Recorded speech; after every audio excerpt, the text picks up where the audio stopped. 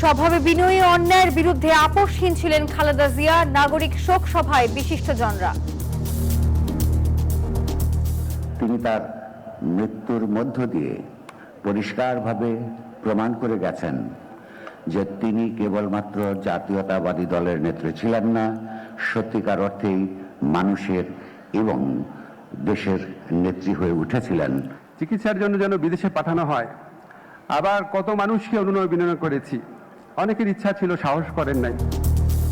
মায়ের প্রতি কোটি মানুষের ভালোবাসার জবাব নীরবে দিলেন তারেক রহমান। জামায়াতের সঙ্গ ছেড়ে একলা পথে ইসলামী আন্দোলন 268 আসনে লড়ার ঘোষণা। আসন নিয়ে বিরোধ নয়, আদর্শিক ভিন্নতাই কারণ। নির্বাচনটা আসলে পাতানো নির্বাচন হবে কিনা, এটা কি ইলেকশন হবে নাকি সিলেকশন হবে, এই সংখ্যাটাও আমাদের সামনে চলে এসেছে।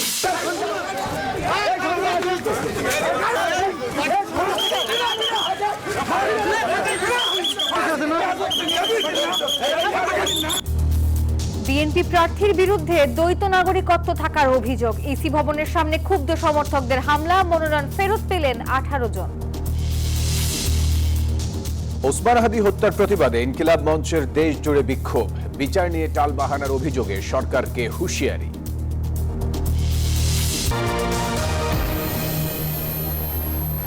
দর্শক স্বাগত নিউজ 24 সংবাদে। পুরো সংবাদে আপনাদের সাথে আছি আমরা দুজন, আমি ফয়সাল মাহমুদ এবং আমি নাফিসা হক। দর্শক দেখছিলেন সুপার বোর্ড সংবাদ শিরোনামগুলো। এবারে বিস্তারিত। গণতন্ত্র, স্বাধীনতা ও সার্বভৌমত্বের অতন্দ্র প্রহরী ছিলেন বিএনপির প্রয়াত চেয়ারপারসন বেগম খালেদা জিয়া। নাগরিক স্মরণ সভায় এমন মন্তব্য করেছেন বিশিষ্টজনরা। তার বর্ণাঢ্য জীবনের বিভিন্ন দিক তুলে ধরে বক্তারা বলেন, স্বভাবে বিনয়ী হলেও রাজনীতিতে অন্যায়ের বিরুদ্ধে তিনি ছিলেন আপোষহীন। সংসদ ভবনের দক্ষিণ প্লাজায় নাগরিক সভায় এসব কথা বলেছেন তারা। মায়ের প্রতি কোটি মানুষের ভালোবাসার জবাব নীরবে শ্রদ্ধায় দেন তারেক রহমান। যে মহিয়সী আজীবন মানুষকে ভালোবাসার মায়াজালে বেঁধেছেন, নিজের পরিবারের কথা না ভেবে সংগ্রাম করেছেন গণতন্ত্র প্রতিষ্ঠায়, তার স্মরণে জাতীয় সংসদের দক্ষিণ প্লাজায় এই নাগরিক শোক সভা, যেখানে দর্শক সারিতে বসে নাগরিক সমাজের কথা শোনেন বিএনপি চেয়ারম্যান তারেক রহমান। সঙ্গে ছিলেন তার স্ত্রী ডাক্তার জুবাইদা রহমান, কন্যা ব্যারিস্টার জাইমা রহমান ও জিয়া পরিবারের সদস্যরা।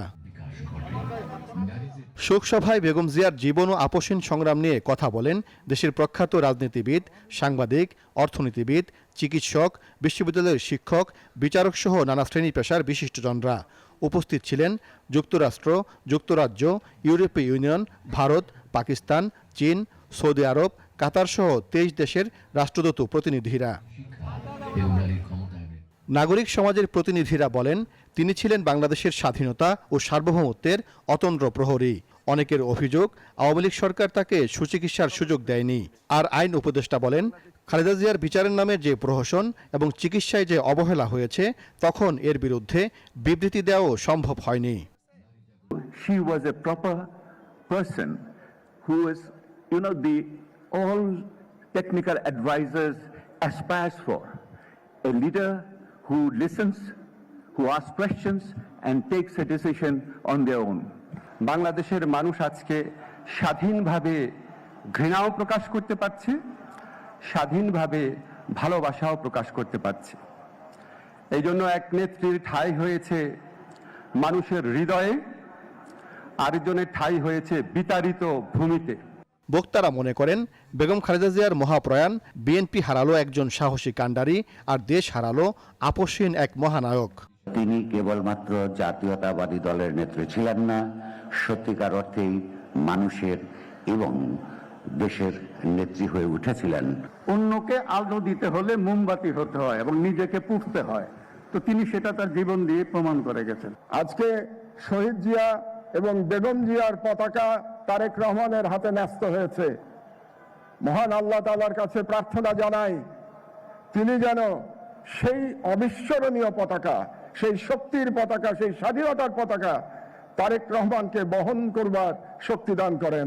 নাগরিক শোকসভার আহ্বায়ক ডক্টর মাহবুবুল্লাহ বলেন, বেগম জিয়া ছিলেন দেশ গঠনের এক কিংবদন্তি, জাতি তাকে চিরদিন মনে রাখবে। শোকসভার সভাপতি সাবেক প্রধান বিচারপতি সৈয়দ জিয়ার মুদাসসির হোসেন বলেন, নতুন বাংলাদেশ বিনির্মাণে বেগম খালেদা জিয়ার দেশপ্রেম সবাইকে ধারণ করতে হবে। বেগম খালেদা জিয়ার মৃত্যুতে সময়ের মৃত্যু হয় নাই, ইতিহাসের মৃত্যু হয় নাই। আগামী দিনের যে ইতিহাস এই জনপদে সৃষ্টি হবে, তার প্রপেলার হবেন, তার ড্রাইভিং ফোর্স হবেন বেগম খালেদা জিয়া এবং তার আদর্শ। অনুষ্ঠানে বেগম খালেদা জিয়ার রুহের মাগফিরাত কামনায় দোয়া ও মোনাজাত করা হয়। বিনম্র শ্রদ্ধা, শোক ও ভালোবাসায় বিএনপি চেয়ারপারসন ও সাবেক প্রধানমন্ত্রী বেগম খালেদা জিয়াকে স্মরণ করল নাগরিক সমাজ। এই শোকসভা থেকে সবার কণ্ঠে একটাই প্রতিধ্বনি, বেগম জিয়া শারীরিকভাবে বিদায় নিলেও তার রেখে যাওয়া আদর্শ বেঁচে থাকবে যুগ থেকে যুগ। সাইফুল ইসলাম, নিউজ 24, জাতীয় সংসদের দক্ষিণ প্লাজা, ঢাকা। আসন সমঝোতা না হওয়ায় অবশেষে জামাত নেতৃত্বাধীন 11 দলীয় নির্বাচনী ঐক্য থেকে বের হয়ে গেল চরমোনাই পীরের ইসলামী আন্দোলন। সংবাদ সম্মেলনে দলটির মুখপাত্র জানান, শুধু আসন সমঝোতা না হওয়া নয়, বরং আদর্শিক ভিন্নতা এবং জোটে যথাযথ গুরুত্ব না পাওয়ায় এককভাবে নির্বাচনের সিদ্ধান্ত নিয়েছে দলটি। আর এছাড়া জামাত ও বিএনপি মিলে পাতানো নির্বাচন করতে পারে বলেও শঙ্কা প্রকাশ করছে দলটি।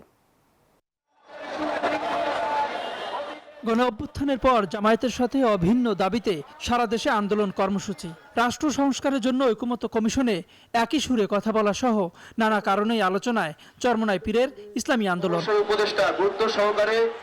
নির্বাচনের তফসিল ঘোষণার পর আসন বন্টন নিয়ে দর কষাকষিতে দূরত্ব শুরু হয় দুই দলের। সেটি আরও বাড়ে 8 দলের সাথে এনসিপি, এলডিপি ও এবি পার্টি যুক্ত হয়ে জোটের আকার 11 দলে রূপ নিলে গুঞ্জন শুরু হয় জোটে থাকছে না ইসলামী আন্দোলন। টানা কয়েকদিন বৈঠকের পর বৈঠক করে শেষ পর্যন্ত সমঝোতা না হওয়ায় 47 আসন ফাঁকা রেখে আসন বন্টন ঘোষণা করে 11 দল।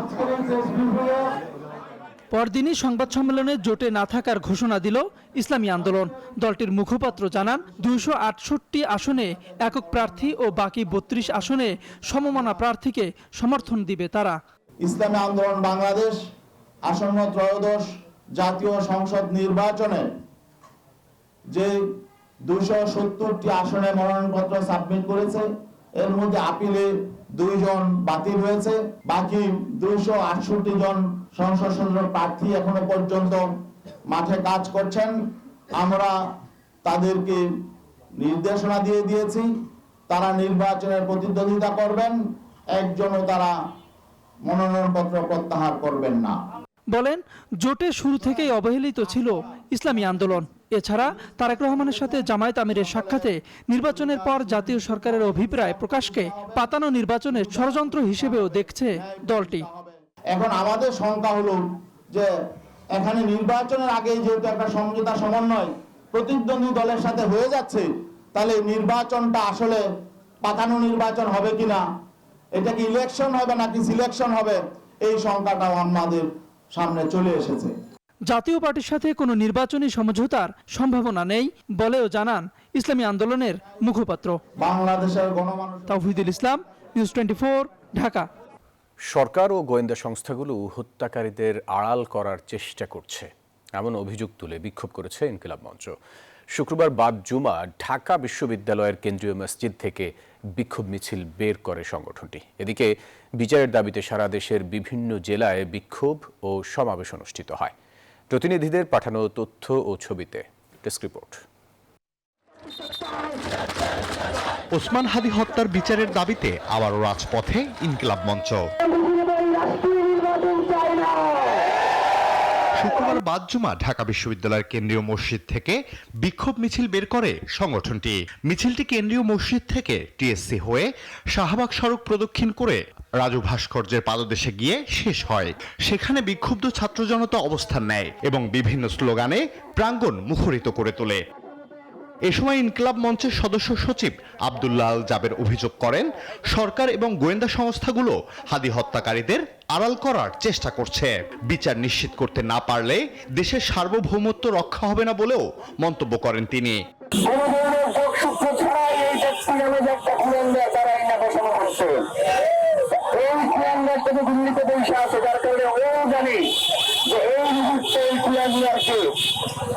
সরকার কিছু করতে পারবে না, যার কারণে সেও দেখতে পাচ্ছে না। আমার তো মনে হয় রাষ্ট্রের ব্যক্তিরা এই কুলাঙ্গারের সাথে যোগাযোগ করিও না। জুমার নামাজের পর চট্টগ্রাম আন্দরকিল্লা শাহী জামে মসজিদের সামনে থেকে বিক্ষোভ মিছিল বের করে ইনকিলাব মঞ্চের নেতাকর্মীরা। পরে জামাল খান হয়ে কাজীর দেউরিতে এসে সমাবেশে যোগ দেন তারা। অবিলম্বে হাদি হত্যার বিচার না হলে কঠোর আন্দোলনের হুঁশিয়ারিও দেন তারা। হাদি হত্যার আসামিদেরকে গ্রেফতারের জন্য আমরা সরকারকে প্রেসার ক্রিয়েট করতে চাই। পিরোজপুরে হাদি হত্যার বিচারের দাবিতে মার্চ ফর ইনসাফ কর্মসূচি অনুষ্ঠিত হয়েছে। এ সময় বক্তারা বলেন, বিচার বিলম্বিত হওয়া রাষ্ট্র ও বিচার ব্যবস্থার জন্য লজ্জাজনক। হাজিভাই হত্যার অনেক দিন খেলেন না, কোনো এর প্রতি অ্যাক্টিভিটি নাই, তারা শুধু বলতে জানাবো, এভাবে বললে হবে না। দ্রুত চার্জশিট পুনঃতদন্ত, সব দোষীদের গ্রেফতার ও প্রকাশ্যে বিচার নিশ্চিত করার দাবি জানানো হয় বিক্ষোভ সমাবেশ থেকে। Desk report, news 24। ভুয়া স্বাক্ষর থেকে শুরু করে স্ট্যাম্প জালিয়াতি, ভীষণ চতুরতার সাথে করা হয়েছে ভুয়া বোর্ড মিটিংও। আর আরও আটকে ওঠার মতো তথ্য হলো, এসব অপকর্ম করা হয়েছে আপন ভাই বোনদের সম্পত্তি থেকে বঞ্চিত করবার জন্য। আর এমন অভাবনীয় ভয়াবহ জাল জালিয়াতির অভিযোগ উঠেছে দেশের শীর্ষ শিল্প গোষ্ঠী ট্রান্সকম গ্রুপের প্রতিষ্ঠাতা লতিফুর রহমানের কন্যা সিমিন রহমানের বিরুদ্ধে। নানা রকম জালিয়াতি আর প্রতারণার মাধ্যমে শেয়ার আত্মসাতের ঘটনায় এরই মধ্যে আদালতে চার্জশিট দাখিল করেছে police bureau of investigation PBI. 21 জানুয়ারি শুনানির দিন ধার্য করেন ঢাকা মহানগর হাকিম মোহাম্মদ সেফাতুল্লাহ। এদিকে আইনজীবীরা বলছেন, এই মামলার রায় কর্পোরেট শেয়ার হস্তান্তর ও পারিবারিক সম্পত্তি বিরোধে একটি গুরুত্বপূর্ণ দৃষ্টান্ত হয়ে থাকবে। বিস্তারিত রিপোর্টে। একটি নাম, একটি পরিবার আর হাজার কোটি টাকার কর্পোরেট সাম্রাজ্য। বাইরে থেকে যা ছিল সফলতার গল্প, ভেতরে ভেতরে সেখানে চলছিল ভয়ঙ্কর বিশ্বাসঘাতকতা, জালিয়াতি আর ষড়যন্ত্রের নীরব যুদ্ধ। নিজের ভাই বোনকে পারিবারিক সম্পত্তি থেকে বঞ্চিত করতে পরিকল্পিতভাবে ভুয়া স্বাক্ষর, জাল স্ট্যাম্প ও ভুয়া বোর্ড মিটিং এর আশ্রয় নেওয়ার অভিযোগ উঠেছে ট্রান্সকম গ্রুপের প্রতিষ্ঠাতা লতিফুর রহমানের কন্যা সিমিন রহমানের বিরুদ্ধে। Police bureau of investigation PBI এর তদন্তে উঠে এসেছে, গোপনে জালিয়াতির মাধ্যমে সিমিন রহমান ট্রান্সকম গ্রুপের 14,160টি শেয়ার নিজের নামে হস্তান্তর করেন। এই ঘটনায় গত 11 জানুয়ারি আদালতে চার্জশিট দাখিল করেন পিবিআই এর ইন্সপেক্টর সৈয়দ সাজেদুর রহমান। চার্জশিট আদালতে উপস্থাপনের পর ঢাকা মহানগর হাকিম মোহাম্মদ সেফাতুল্লাহ আগামী 21 জানুয়ারি শুনানির দিন ধার্য করেছেন। বিষয়টি নিশ্চিত করেন বাদীপক্ষের আইনজীবী মোহাম্মদ মুনির হুসাইন। এই মামলায় সিমিন রহমান একা নন, চার্জশিটে তার সঙ্গে আরো 5 জনকে অভিযুক্ত করা হয়েছে।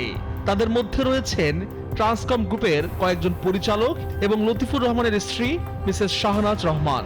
তদন্তে জানা যায় 2020 সালের 13 জুন ঢাকায় একটি বোর্ড মিটিং অনুষ্ঠিত হয়েছে এবং তার প্রমাণ হিসাবে কিছু কাগজপত্র দেখানো হয়। মিটিং এর এজেন্ডায় ছিল শেয়ার হস্তান্তরের অনুমোদন, কিন্তু তদন্তে বেরিয়ে আসে ভয়ঙ্কর তথ্য।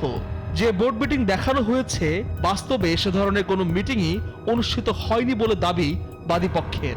হাজিরা শিটে যাদের স্বাক্ষর দেখানো হয়েছে তাদের কেউ কেউ ওই দিন ঢাকায় ছিলেন না। এমনকি হাজিরা তালিকায় লতিফুর রহমানকে ছুটিতে দেখানো হলেও তার শেয়ার হস্তান্তরের অনুমোদন সেখানে যুক্ত করা হয়।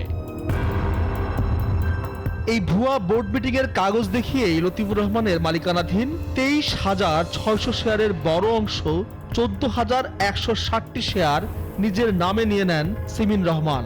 বাকি শেয়ারের ভাগ দেখানো হয় ভাই ও বোনের নামে, কিন্তু তদন্তে কোম্পানির কাছে ওই দিনের বোর্ড মিটিং এর কোনো নোটিশ, ইমেইল বা রেজুলেশনের কাগজ পাওয়া যায়নি। এমনকি আদালতের নির্দেশে ওসব নথি হাজির করতে ব্যর্থ হয় আসামি পক্ষ। জালিয়াতির শেষ এখানেই নয়। শেয়ার হস্তান্তরের নামে যৌথ মূলধনী কোম্পানি ও ফার্মসমূহের পরিদপ্তর RJSC-তেও করা হয় একের পর এক অনিয়ম। শেয়ার হস্তান্তরের সময় নিয়ম অনুযায়ী উভয় পক্ষের সশরীরে উপস্থিত থেকে স্বাক্ষর করার বাধ্যবাধকতা থাকলেও শেয়ারের দাতা ও গ্রহীতা কেউই সেদিন উপস্থিত ছিলেন না। শুধু উপস্থিত ছিলেন আসামি পক্ষের আইনজীবী, যা 1994 সালের কোম্পানি আইনের 38 ধারার সরাসরি লঙ্ঘন। শুধু তাই নয়, পিবিআই তদন্তে উঠে আসে আরো ভয়াবহ তথ্য। তদন্তে জানা যায় ভাই বোনের স্ক্যান করা স্বাক্ষর ব্যবহার করে দুটি ভুয়া নন জুডিশিয়াল স্ট্যাম্প এফিডেভিট তৈরি করা হয়। ঢাকা জেলা প্রশাসক ও ডাক বিভাগের প্রতিবেদনে বলা হয় ওই স্ট্যাম্পগুলো 2023 সালে তৈরি হলেও সেগুলো 2020 সালের তারিখ দেখিয়ে ব্যবহার করা হয়েছে। এমনকি যে স্ট্যাম্প ভেন্ডরের নাম দেখানো হয়েছে তার লাইসেন্স 2020 সালেই বাতিল ছিল। এই জালিয়াতির চিত্র সামনে আসে পরিবারেরই আরেক সদস্যের অভিযোগে। 2024 সালের 22 ফেব্রুয়ারি লতিফুর রহমানের কন্যা সাজরে হক গুলশান থানায় মামলা করেন। সেই মামলাতেই একে একে উন্মোচিত হয় পারিবারিক বিশ্বাসঘাতকতার এক ভয়াবহ অধ্যায়। আইন বিশেষজ্ঞদের মতে এই মামলা শুধু একটি পরিবারের সম্পত্তির বিরোধ নয়, এটি কর্পোরেট বাংলাদেশে শেয়ার হস্তান্তর ও ক্ষমতার অপব্যবহারের একটি বড় উদাহরণ। এখন আদালতের রায় বলবে এই জালিয়াতির শেষ পরিণতি কোথায় গিয়ে দাঁড়ায়। Desk report, news 24। এবারে আমাদের নিয়মিত আয়োজন জেডএসআরএম নির্বাচনের পথে।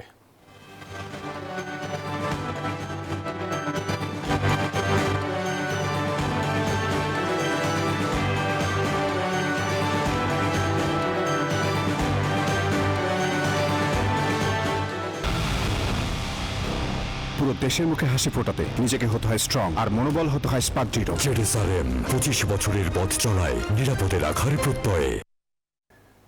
বিএনপির শেরপুর 2 আসনের প্রার্থীর বিরুদ্ধে তথ্য দিতে এসে নির্বাচন কমিশনের বাইরে হামলার শিকার হয়েছেন ইয়াজডাইন নামে এক ব্যক্তি। নির্বাচন কমিশন থেকে টেনে হিচড়ে বের করে রাস্তায় ফেলে তাকে মারধর করেন কয়েকজন। অভিযোগ পাওয়া গেছে হামলাকারীরা শেরপুর 2 আসনের বিএনপি মনোনীত প্রার্থী ফাহিম চৌধুরীর সমর্থক। তবে এই অভিযোগটি তারা অস্বীকার করেছেন। এদিকে 7ম দিনের শুনানিতে 18টি আপিল মঞ্জুর করা হয়। নির্বাচন কমিশনের ভেতর থেকে মারতে মারতে ইয়াজদাইন নামের এক ব্যক্তিকে বাইরে নিয়ে আসে কয়েকজন। এক পর্যায়ে তাকে রাস্তায় ফেলে মারধর করা হয়। সেখানে কয়েকজন পুলিশ সদস্য চেষ্টা করেও হামলাকারীদের নিবৃত্ত করতে ব্যর্থ হয়।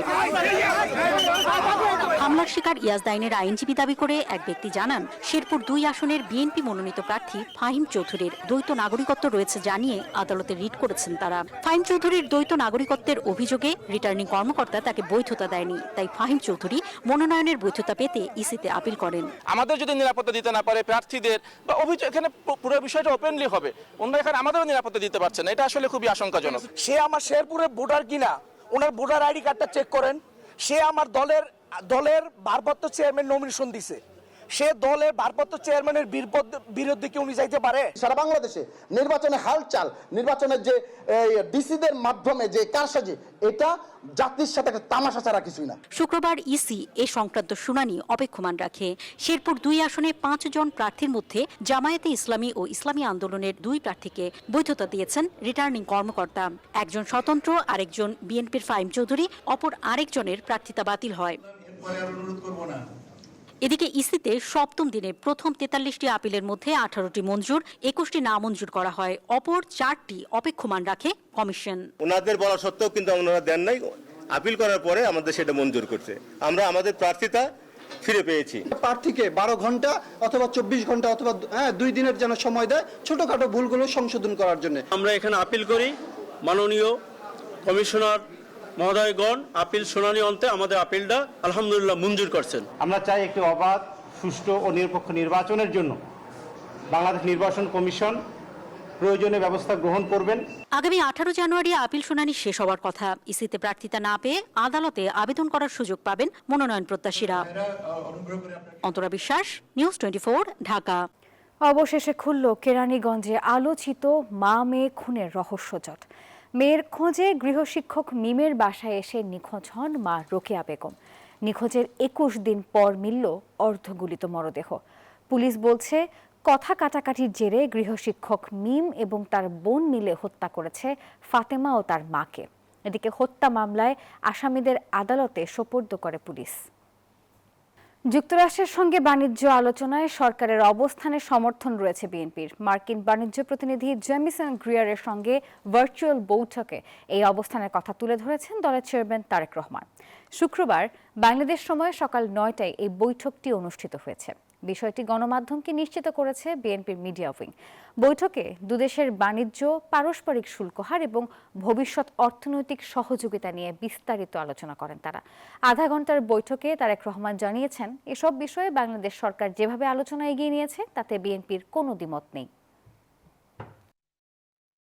M&N এর যৌথ কাব্যগ্রন্থ রেড স্পার্কের আনুষ্ঠানিক মোড়ক উন্মোচন হয়েছে। শুক্রবার বিকেলে রাজধানীর কাঁটাবনে পাঠক সমাবেশ কেন্দ্রে এই অনুষ্ঠানটি হয়।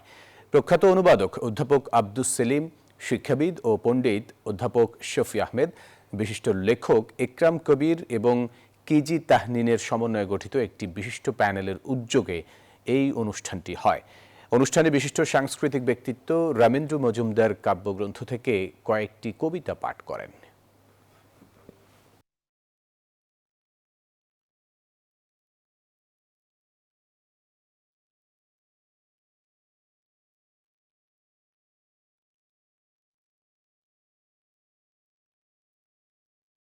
টি-20 বিশ্বকাপের ভেন্যু নিয়ে আলোচনা করতে শনিবার ঢাকায় আসছে আইসিসির প্রতিনিধি দল।